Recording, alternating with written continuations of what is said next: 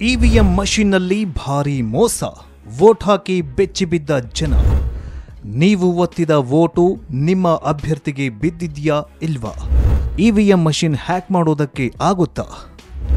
ಸ್ನೇಹಿತರೆ, ಈ ವಿಡಿಯೋವನ್ನು ಶುರು ಮಾಡೋದಕ್ಕಿಂತ ಮುಂಚೆ ಈ ವಿಡಿಯೋಗೆ ಒಂದು ಲೈಕ್ ಕೊಡಿ ಹಾಗೂ ಈ ವಿಡಿಯೋ ಬಗ್ಗೆ ನಿಮ್ಮ ಅನಿಸಿಕೆ ಏನು, ಅಲ್ಲದೆ ಈ ಬಾರಿ ಯಾರು ಪ್ರಧಾನಿಯಾಗಬೇಕು, ಮೋದಿಯವರೇ ಮುಂದುವರಿಬೇಕು ಅಂದರೆ ಈ ವಿಡಿಯೋಗೆ ಲೈಕ್ ಕೊಟ್ಟು ಜೈ ಮೋದಿ ಅಂತ ಕಮೆಂಟ್ ಮಾಡಿ. ಹಾಗೂ ಇವಿಎಂ ಮಷೀನ್ ಹ್ಯಾಕ್ ಮಾಡೋದಕ್ಕೆ ಸಾಧ್ಯನಾ ಅಂತಲೂ ಕಮೆಂಟ್ ಮಾಡಿ.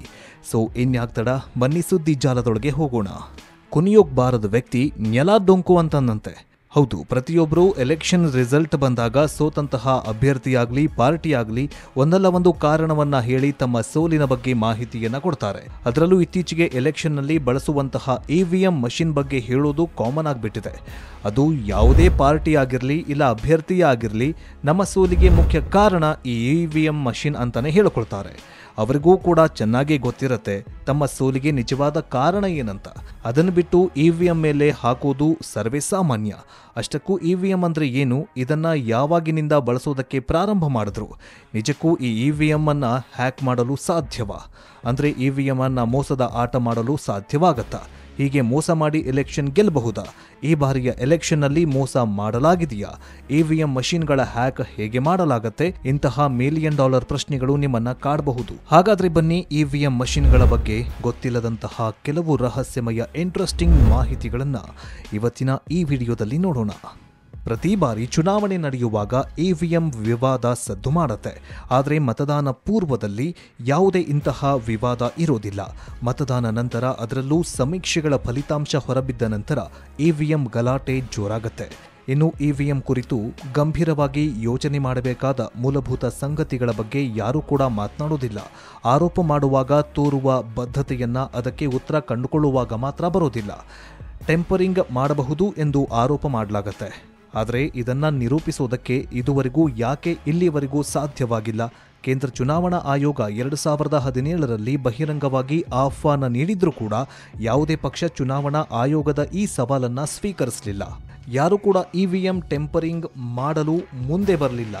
ಹಿಂದೆ ಈ ಚುನಾವಣಾ ಅಕ್ರಮಗಳು ನಡೆದಿರುವುದೇ, ಆದರೆ ಸದ್ಯದ ಪರಿಸ್ಥಿತಿಯಲ್ಲಿ ಚುನಾವಣಾ ಅಕ್ರಮ ಮಾಡುವುದು ಅಷ್ಟು ಸುಲಭವೇ ಅನ್ನೋದು ದೊಡ್ಡ ಪ್ರಶ್ನೆಯಾಗಿದೆ. ಇದಕ್ಕೆ ಮುಖ್ಯ ಕಾರಣ ಇವಿಎಂ ಮಷೀನ್ಗಳನ್ನು ಹ್ಯಾಕ್ ಮಾಡಲು ಕೇವಲ ಇಂಟರ್ನೆಟ್ ಮೂಲಕ ಮಾತ್ರ ಸಾಧ್ಯ. ಆದರೆ ದುರಾದೃಷ್ಟ, ಇವಿಎಂ ಮಷೀನ್ಗಳು ಯಾವುದೇ ಇಂಟರ್ನೆಟ್ ಕನೆಕ್ಷನ್ಗೆ ಕೊಡಲಾಗೋದಿಲ್ಲ. ಹೀಗಾಗಿ ಅವುಗಳನ್ನು ಹ್ಯಾಕ್ ಮಾಡುವುದು ಅಷ್ಟೊಂದು ಸುಲಭವಲ್ಲ. ಈ ಇವಿಎಂ ಮಷೀನ್ಗಳನ್ನು ಟ್ರ್ಯಾಕ್ ಮಾಡುವುದು ತುಂಬಾನೇ ಕಷ್ಟ. ಇದು ಎಲ್ಲ ಪಕ್ಷದ ವರಿಷ್ಠರಿಗೂ ಕೂಡ ಗೊತ್ತಿದೆ. ಆದರೂ ಕೂಡ ಏನೋ ಒಂದು ಕಾರಣ ಹೇಳಬೇಕಂತ ಸದಾಕಾಲ ಇವಿಎಂ ಹ್ಯಾಕ್ ಬಗ್ಗೆನೇ ಮಾತನಾಡ್ತಾರೆ. ಕಾಂಗ್ರೆಸ್ ಇದ್ದಾಗ ಬಿಜೆಪಿಯವರು ಕೇಂದ್ರ ಸರ್ಕಾರದಲ್ಲಿದ್ದಾಗ ಕಾಂಗ್ರೆಸ್ನವರು ಇದೇ ಆರೋಪವನ್ನ ಮಾಡ್ತಾರೆ. ನಿಜ ಹೇಳಬೇಕಂತಂದ್ರೆ ಇವಿಎಂ ಮಷೀನ್ಗಳನ್ನು ಚುನಾವಣೆಗೆ ಪರಿಚಯಿಸಿದ್ದೇ ಕಾಂಗ್ರೆಸ್ ಸರ್ಕಾರ ಇದ್ದ ಸಮಯದಲ್ಲಿ. ಅದಕ್ಕೂ ಒಂದು ಕಾರಣ ಇದೆ. ಅದೇನಂತಂದ್ರೆ, ದಿನದಿಂದ ದಿನಕ್ಕೆ ಭಾರತ ದೇಶದ ಜನಸಂಖ್ಯೆ ಬೆಳೀತಾನೆ ಹೋಯಿತು ಹಾಗೂ ಮತದಾನಗಳನ್ನ ಚಲಾಯಿಸುವವರ ಸಂಖ್ಯೆಯೂ ಕೂಡ ದಿನ ದಿನ ಹೆಚ್ಚಾಗ್ತಾ ಹೋಯಿತು. ಒಂದು ವೇಳೆ ಹಿಂದೆ ಬಳಸ್ತಾ ಇದ್ದಂತಹ ಬ್ಯಾಲೆಟ್ ಪೇಪರ್ಸ್ಗಳನ್ನು ಬಳಸಿ ಎಲೆಕ್ಷನ್ ಮಾಡಿದ್ರೆ ವೋಟಿಂಗ್ ಆಗಿ 2 ರಿಂದ 3 ದಿವಸ ಬೇಕಾಗತ್ತೆ.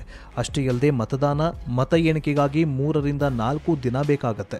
ಅಷ್ಟೇ ಅಲ್ಲದೆ ಕೆಲವೊಂದು ಕಡೆ ಬೂತ್ಗಳ ಮೇಲೆ ಗುಂಡಾಗಳು ಅಟ್ಯಾಕ್ ಮಾಡಿ ಪೇಪರ್ ಬ್ಯಾಲೆಟ್ಗಳನ್ನು ತಮಗೆ ಬೇಕಾದ ಅಭ್ಯರ್ಥಿಯ ಮೇಲೆ ಸೀಲ್ಗಳನ್ನು ಹಾಕಿ ಆ ಡಬ್ಬಗಳನ್ನು ರವಾನೆ ಮಾಡ್ತಾ ಇದ್ರು. ಈ ಎಲ್ಲ ಅಂಶಗಳನ್ನು ಇಟ್ಕೊಂಡು ಈಗಿನ ಚುನಾವಣಾ ಅಧಿಕಾರಿಗಳು, ಅದರಲ್ಲೂ TN ಶೇಷ್ ನಂತಹ ಖಡಕ್ ಅಧಿಕಾರಿಗಳು ಇವಿಎಂ ಅಂದ್ರೆ ಎಲೆಕ್ಟ್ರಾನಿಕ್ ವೋಟಿಂಗ್ ಮಷೀನ್ ಅನ್ನ ಚುನಾವಣೆಗೆ ಪರಿಚಯಿಸಲು ನಿರ್ಧಾರ ಮಾಡ್ತಾರೆ. ಇದರಿಂದ ಎಲೆಕ್ಷನ್ ಟೈಮ್ ಉಳಿಯುತ್ತೆ, ಘಟನೆಗಳನ್ನ ನಿಲ್ಲಿಸುವುದು ತಪ್ಪತ್ತೆ. ಅಷ್ಟೇ ಅಲ್ಲದೆ ಮತ ಎಣಿಕೆ ಕೂಡ ಸುಲಭವಾಗತ್ತೆ.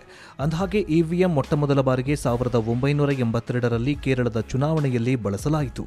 ಮುಂದೆ ಈ ಇವಿಎಂ ಯಂತ್ರಗಳನ್ನ ಮೊದಲ ಬಾರಿಗೆ ರಾಜಸ್ಥಾನ, ಮಧ್ಯಪ್ರದೇಶ ಹಾಗೂ ದೆಹಲಿಯ ಆಯ್ದ ಕ್ಷೇತ್ರಗಳಲ್ಲಿ 1998ರಲ್ಲಿ ಪ್ರಾಯೋಗಿಕವಾಗಿ ಬಳಸಲಾಯಿತು. ಅದೇ ರೀತಿ ಹಲವಾರು ರೀತಿಯ ಟೆಸ್ಟಿಂಗ್ಗಳು ಕೂಡ ಮಾಡಲಾಯಿತು. ಯಾವಾಗ ಇದು ಸೇಫ್ ಆಗಿದೆ, ಕರೆಕ್ಟ್ ಆಗಿದೆ ಅಂತ ಗೊತ್ತಾಯಿತು, ಸುಪ್ರೀಂ ಕೋರ್ಟ್ ಈ ಮಷೀನ್ಗಳನ್ನು ಬಳಸೋದಕ್ಕೆ ಅನುಮತಿಯನ್ನ ನೀಡಿತ್ತು. 2004ರ ಸಾರ್ವತ್ರಿಕ ಚುನಾವಣೆಯಲ್ಲಿ ಇದರ ಬಳಕೆಯಾಗತ್ತೆ. ಈ ವೇಳೆ ಬಿಜೆಪಿ ಸರ್ಕಾರ ಅಂದರೆ ವಾಜಪೇಯಿ ಸರ್ಕಾರ ಇತ್ತು. ಆ ಸಮಯದಲ್ಲಿ ಇವಿಎಂ ಮಷೀನ್ಗಳನ್ನು ಬಳಸಿ ಎಲೆಕ್ಷನ್ನಲ್ಲಿ ಸೋತು ಹೋಗಿತ್ತು. ಅಂದಹಾಗೆ ಈ ಇವಿಎಂ ಮಷೀನ್ಗಳನ್ನು ಬೆಂಗಳೂರಿನ ಭಾರತ್ ಎಲೆಕ್ಟ್ರಾನಿಕ್ಸ್ನಲ್ಲಿ ಅತ್ಯಂತ ಹೈ ಸೆಕ್ಯುರಿಟಿಯಲ್ಲಿ ಇವುಗಳನ್ನು ತಯಾರು ಮಾಡಲಾಗುತ್ತೆ ಹಾಗೂ ಕಾನ್ಫಿಗರೇಷನ್ ಮಾಡಲಾಗುತ್ತೆ. ಇನ್ನು ಇವಿಎಂ ಮೂಲಕ ಮತದಾನ ಪ್ರಕ್ರಿಯೆ ಇನ್ನಷ್ಟು ಸುಲಭವಾಗಿದೆ. ಬೇರೆ ಬೇರೆ ರೀತಿಯ ಪಕ್ಷದ ಚಿಹ್ನೆಗಳು, ಹೆಸರುಗಳು ಇವಿಎಂನಲ್ಲಿ ಬಟನ್ಗಳ ಮುಖಾಂತರ ಅಳವಡಿಸಲಾಗುತ್ತೆ. ಇದನ್ನ ಬ್ಯಾಲೆಟ್ ಅಂತ ಕರೆಯಲಾಗುತ್ತೆ. ಇದರ ಮೂಲಕವೇ ಒಬ್ಬ ಮತದಾರ ತನಗೆ ಬೇಕಾದ ಅಭ್ಯರ್ಥಿಯನ್ನ ಆಯ್ಕೆ ಮಾಡೋದಕ್ಕೆ ಬಟನ್ ಮೇಲೆ ಪ್ರೆಸ್ ಮಾಡಬೇಕು. ಹೀಗೆ ಅವರು ಆಯ್ದಂತಹ ಅಭ್ಯರ್ಥಿಯ ಮಾಹಿತಿಯನ್ನ ಕಂಟ್ರೋಲ್ ಯೂನಿಟ್ ರೆಕಾರ್ಡ್ ಮಾಡಿಕೊಳ್ಳುತ್ತೆ. ಇದು ಇನ್ನೊಂದು ಮಷಿನ್ ಆಗಿದೆ. ಇದರ ಬಗ್ಗೆ ಕೆಲವು ಪಕ್ಷಗಳು ಕಂಪ್ಲೇಂಟ್ ಕೂಡ ಮಾಡಿದ್ವು. ಅಂದರೆ ಒಬ್ಬ ಮತದಾರ ತಾನು ಪ್ರೆಸ್ ಮಾಡಿದ ಅಭ್ಯರ್ಥಿ ಸರಿ ಇದೆಯೋ ಇಲ್ವೋ ಅನ್ನೋದನ್ನ ಸರಿಯಾಗಿ ಗೊತ್ತಾಗಬೇಕಂತ 2019ರಲ್ಲಿ ಎಲೆಕ್ಷನ್ ಮಷಿನ್ ವಿವ್ಯಾಪ್ ಅಂದರೆ ವೋಟರ್ ವೆರಿಫೈಯಲ್ ಪೇಪರ್ ಅಡಿ ಟ್ರಾನ್ಸ್ಮಿಷನ್ ಅನ್ನ ಪರಿಚಯಿಸಿದ್ರು. ಇದರಿಂದ ಮತದಾರ ಯಾವ ಪಕ್ಷಕ್ಕೆ ಮತ ಹಾಕಿದ್ದಾನೆ ಅನ್ನೋದನ್ನು ಕೂಡ ಗೊತ್ತಾಗುತ್ತೆ. ಮತದಾರ ಈ ಬ್ಯಾಲೆಟ್ನಲ್ಲಿ ಒಮ್ಮೆ ಬಟನ್ ಪ್ರೆಸ್ ಮಾಡಿದ್ರೆ ಸಾಕು, ಆ ಮಷಿನ್ ಲಾಕ್ ಆಗತ್ತೆ. ನೀವು ಮುಂದೆ ಎಷ್ಟು ಬಾರಿ ಒತ್ತಿದ್ರೂ ಕೂಡ ಮಾನ್ಯತೆ ತೆಗೆದುಕೊಳ್ಳೋದಿಲ್ಲ. ಒಮ್ಮೆ ಮಾತ್ರ ಬಟನ್ ಪ್ರೆಸ್ ಮಾಡಲು ಸಾಧ್ಯವಾಗತ್ತೆ. ಇನ್ನು ಇಲ್ಲಿ ಇರುವಂತಹ ಚುನಾವಣಾ ಅಧಿಕಾರಿ ಈ ಬ್ಯಾಲೆಟ್ನ ರಿಲೀಸ್ ಮಾಡಿದ ನಂತರವೇ ಮುಂದಿನ ಮತದಾರ ಬಂದು ವೋಟ್ ಹಾಕಬಹುದು. ಇಷ್ಟೊಂದು ಸೆಕ್ಯೂರಿಟಿ ಮಷಿನ್ಗೆ ಇರುತ್ತೆ. ಇದಕ್ಕೆ ಕಾರಣ ಕೂಡ ಇದೆ. ಹಿಂದೆ ಇದ್ದಂತಹ ಪದ್ಧತಿಗಳಲ್ಲಿ ಗುಂಡಾಗಳು ಬಂದು ಪೇಪರ್ ಬ್ಯಾಲೆಟ್ಗಳ ಮೇಲೆ ಸೀಲ್ ಹಾಕಿ ತಮಗೆ ಬೇಕಾದ ಅಭ್ಯರ್ಥಿಗಳನ್ನ ಸುಲಭವಾಗಿ ಆಯ್ಕೆ ಮಾಡಿಕೊಳ್ಳುವ ಪದ್ಧತಿ ಇತ್ತು. ಆದರೆ ಇದು ಇವಿಎಂ ಮಷಿನ್ ಮೂಲಕ ಸಾಧ್ಯವಾಗೋದಿಲ್ಲ. ಇದೇ ಕಾರಣಕ್ಕೆ ಕೆಲವು ಸೋತಂತಹ ಅಭ್ಯರ್ಥಿಗಳು ತಮಗೆ ಇವಿಎಂ ಮಷಿನ್ ಬೇಡವೇ ಬೇಡ, ಬ್ಯಾಲೆಟ್ ಪೇಪರ್ ವ್ಯವಸ್ಥೆ ಚೆನ್ನಾಗಿತ್ತು ಅಂತ ಪದೇ ಪದೇ ಹೇಳುತ್ತಿರ್ತಾರೆ. ಇನ್ನು ಈ ಯಂತ್ರಗಳನ್ನ ಎಲ್ಲ ಅಭ್ಯರ್ಥಿಗಳ ಪ್ರತಿನಿಧಿಗಳ ಸಮ್ಮುಖದಲ್ಲಿಯೇ ಸೀಲ್ ಮಾಡಲಾಗುತ್ತೆ. ನಂತರ ಅವುಗಳನ್ನು ಸಿಆರ್ಪಿಎಫ್ ಮತ್ತು ಪೊಲೀಸ್ ಭದ್ರತೆಯಲ್ಲಿ ಒಂದು ನಿರ್ದಿಷ್ಟ ಕಟ್ಟಡದಲ್ಲಿ ಇರಿಸಲಾಗುತ್ತೆ. ಅಲ್ಲಿ ಪಕ್ಷಗಳ ಪ್ರತಿನಿಧಿಗಳನ್ನ ನೇಮಕ ಮಾಡಲಾಗುತ್ತೆ. ಹೀಗಿದ್ರೂ ಇವಿಎಂ ಕಳ್ಳತನ ಆಗಲು ಸಾಧ್ಯವೇ? ಪ್ರತಿಯೊಂದು ಮತಯಂತ್ರ ಇಟ್ಟಿರುವ ಕೋಣೆಯಲ್ಲಿ ಸಿಸಿಟಿವಿ ಕೂಡ ಅಳವಡಿಸಲಾಗಿರುತ್ತೆ. ಸಿಸಿಟಿವಿ ಕಣ್ಣು ತಪ್ಪಿಸಿ ಇವಿಎಂ ಕಳ್ಳತನ ಮಾಡೋದು ಸಾಧ್ಯವೇ? ಎಲ್ಲಾ ಸೆಕ್ಯೂರಿಟಿಗಳ ಮಧ್ಯೆ ಪಕ್ಷಗಳ ಪ್ರತಿನಿಧಿಗಳು ಇದ್ದಾಗಲೇ ಯಾವುದೇ ಒಬ್ಬ ವ್ಯಕ್ತಿ ಹೋಗಿ ಈ ಇವಿಎಂಗಳನ್ನು ತೆಗೆದು ಅವುಗಳನ್ನು ಹ್ಯಾಕ್ ಮಾಡಿ ತಮಗೆ ಬೇಕಾದ ಅಭ್ಯರ್ಥಿಗಳಿಗೆ ವೋಟ್ ಹಾಕಿ ಇವಿಎಂ ಮಷಿನ್ಗಳನ್ನು ಪ್ರತಿಯೊಂದು ಬಾರಿ ರಿಲೀಸ್ ಮಾಡಿ ಪದೇ ಪದೇ ಈ ರೀತಿ ವೋಟ್ ಮಾಡಲು ಸಾಧ್ಯವೇ? ನಿಜ ಹೇಳಬೇಕು ಅಂತಂದರೆ ಅದು ಖಂಡಿತ ಸಾಧ್ಯವಿಲ್ಲ.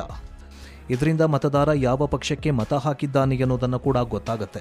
ಮತದಾರ ಈ ಬ್ಯಾಲೆಟ್ನಲ್ಲಿ ಒಮ್ಮೆ ಬಟನ್ ಪ್ರೆಸ್ ಮಾಡಿದ್ರೆ ಸಾಕು, ಆ ಮಷಿನ್ ಲಾಕ್ ಆಗತ್ತೆ. ನೀವು ಮುಂದೆ ಎಷ್ಟು ಬಾರಿ ಒತ್ತಿದ್ರೂ ಕೂಡ ಮಾನ್ಯತೆ ತೆಗೆದುಕೊಳ್ಳೋದಿಲ್ಲ. ಒಮ್ಮೆ ಮಾತ್ರ ಬಟನ್ ಪ್ರೆಸ್ ಮಾಡಲು ಸಾಧ್ಯವಾಗತ್ತೆ. ಇನ್ನು ಇಲ್ಲಿ ಇರುವಂತಹ ಚುನಾವಣಾ ಅಧಿಕಾರಿ ಈ ಬ್ಯಾಲೆಟ್ನ ರಿಲೀಸ್ ಮಾಡಿದ ನಂತರವೇ ಮುಂದಿನ ಮತದಾರ ಬಂದು ವೋಟ್ ಹಾಕಬಹುದು. ಇಷ್ಟೊಂದು ಸೆಕ್ಯೂರಿಟಿ ಮಷಿನ್ಗೆ ಇರುತ್ತೆ. ಇದಕ್ಕೆ ಕಾರಣ ಕೂಡ ಇದೆ. ಹಿಂದೆ ಇದ್ದಂತಹ ಪದ್ಧತಿಗಳಲ್ಲಿ ಗುಂಡಾಗಳು ಬಂದು ಪೇಪರ್ ಬ್ಯಾಲೆಟ್ಗಳ ಮೇಲೆ ಸೀಲ್ ಹಾಕಿ ತಮಗೆ ಬೇಕಾದ ಅಭ್ಯರ್ಥಿಗಳನ್ನ ಸುಲಭವಾಗಿ ಆಯ್ಕೆ ಮಾಡಿಕೊಳ್ಳುವ ಪದ್ಧತಿ ಇತ್ತು. ಆದರೆ ಇದು ಇವಿಎಂ ಮಷಿನ್ ಮೂಲಕ ಸಾಧ್ಯವಾಗೋದಿಲ್ಲ. ಇದೇ ಕಾರಣಕ್ಕೆ ಕೆಲವು ಸೋತಂತಹ ಅಭ್ಯರ್ಥಿಗಳು ತಮಗೆ ಇವಿಎಂ ಮಷಿನ್ ಬೇಡವೇ ಬೇಡ, ಬ್ಯಾಲೆಟ್ ಪೇಪರ್ ವ್ಯವಸ್ಥೆ ಚೆನ್ನಾಗಿತ್ತು ಅಂತ ಪದೇ ಪದೇ ಹೇಳುತ್ತಿರ್ತಾರೆ. ಸೊ ಸ್ನೇಹಿತರೆ, ನೋಡಿದ್ರಲ್ಲ ಇವಿಎಂ ಮಷಿನ್ ಹೇಗೆ ವರ್ಕ್ ಆಗತ್ತೆ ಅಂತ. ಇದಾಗಿತ್ತು ಸ್ಪೆಷಲ್ ಸ್ಟೋರಿ. ಮುಂದಿನ ವಿಡಿಯೋದಲ್ಲಿ ಸಿಗೋಣ. ಜೈ ಹಿಂದ್, ಜೈ ಕರ್ನಾಟಕ. ಎಲ್ಲರಿಗೂ ಶರಣು ಶರಣಾರ್ಥಿ.